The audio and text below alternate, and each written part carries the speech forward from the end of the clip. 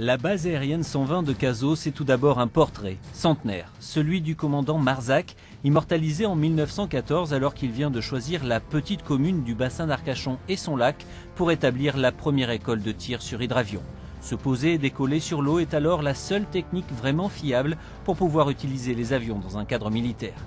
Dès 1916, appareils et élèves y perfectionnent leur technique de tir en vol et au sol, et c'est à cette époque que des pistes sont également aménagées pour l'accueil de tout type d'avions.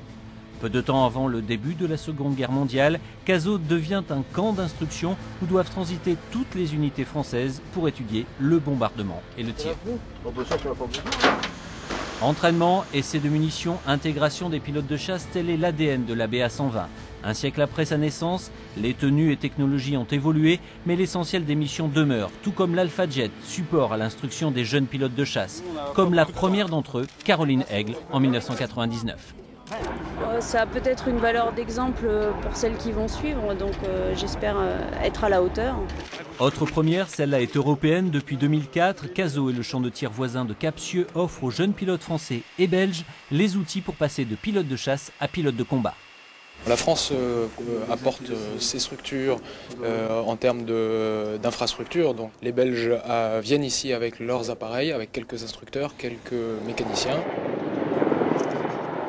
Et dans le même temps, la base poursuit son développement, accueille plusieurs unités dont un escadron d'hélicoptères, le centre de formation des pompiers de l'air, mais aussi une grande partie de l'armée de l'air singapourienne.